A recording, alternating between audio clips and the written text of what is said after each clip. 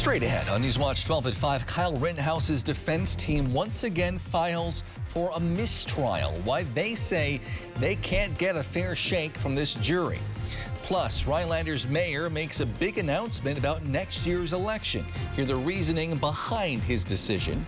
And later, overdose deaths in the U.S. hit a new grim milestone. We'll have details as Newswatch 12 at 5 starts right now.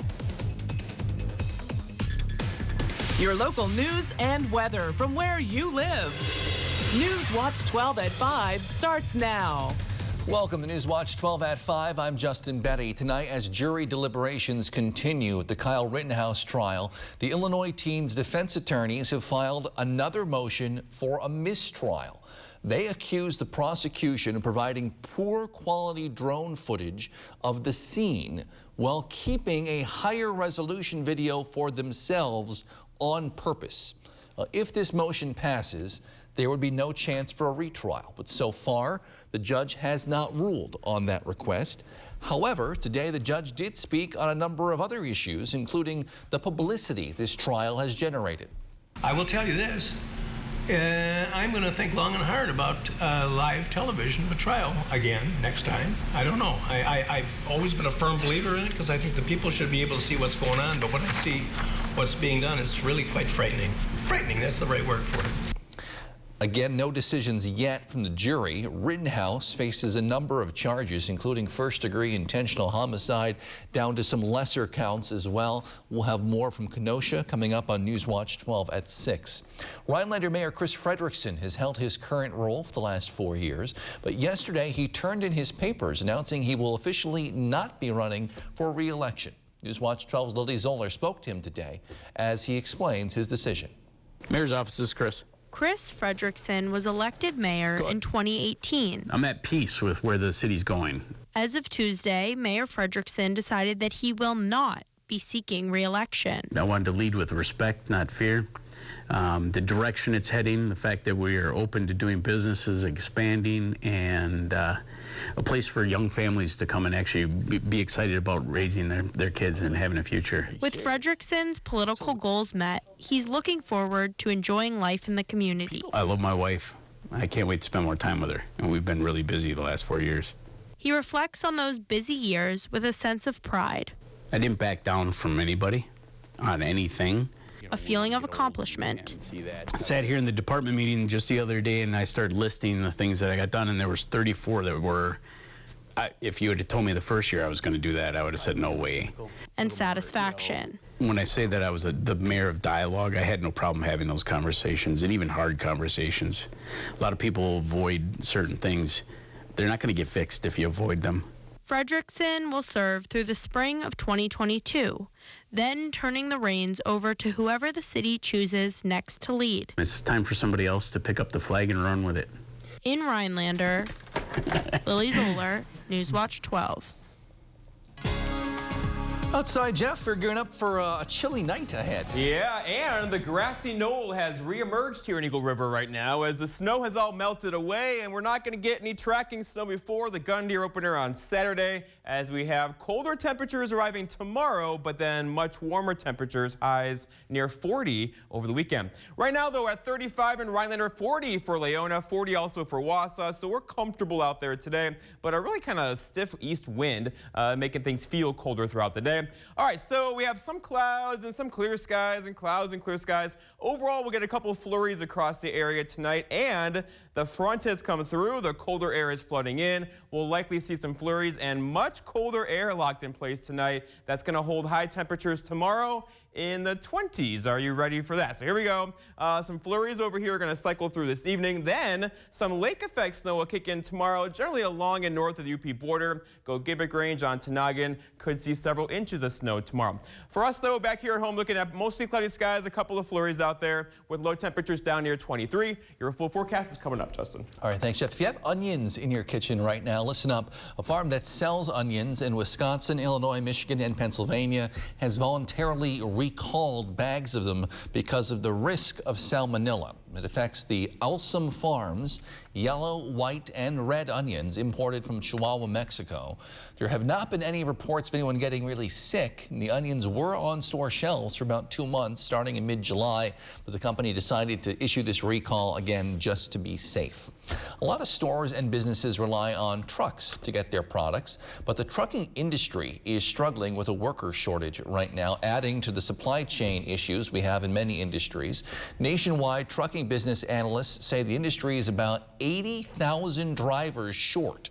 Folks at Carl's Transport in Antigo say they are looking for drivers as well. They have a CDL training school where drivers can complete a training program and get started. Instructors blame this shortage on, well, several factors. The issue with the trucking industry is there's constant rotation. We have drivers retiring, drivers coming off the road to do local work. So we're always looking for drivers, and right now there is no limit. We'll take as many as we can.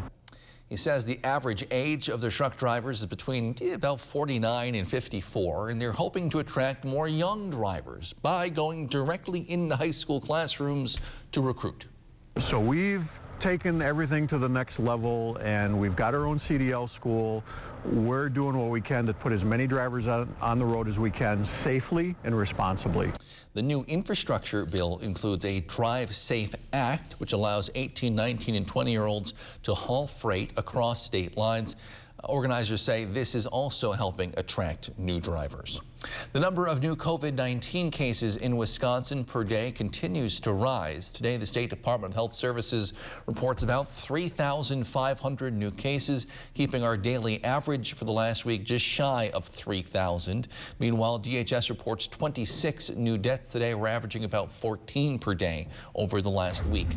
Public health care experts are warning nations across the globe to prepare for a future flu pandemic. Of course, flu happens or arises every year, but the National Academy of Medicine says the world is not really ready to deal with a major influenza pandemic like the one back in 1918. That year, the flu killed 50 to 100 million people worldwide.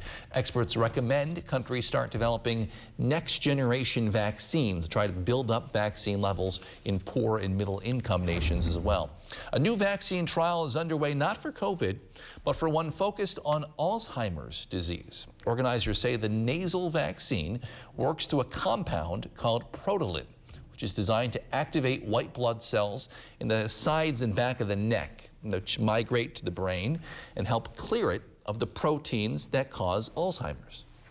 It's a whole new conceptual approach for treating Alzheimer's, where we stimulate the body's immune system to attack the disease in the brain. According to the hospital, the trial will include 16 participants between the ages of 60 and 85 with early symptomatic Alzheimer's disease. After 2 decades of work, the project's lead researcher calls these first human trials a remarkable milestone. America's opioid problem is now the deadliest it's ever been. Today, the CDC released the latest numbers of drug overdose deaths nationwide. Mandy Gaither shows us what health experts say needs to be done to change this trend. It's a new record high. More than 100,000 people died of drug overdoses in the U.S. during the 12-month period ending in April, jumping nearly 30% from the same time period a year ago. This is a national crisis. It knows no geographical bounds, and it continues to get worse.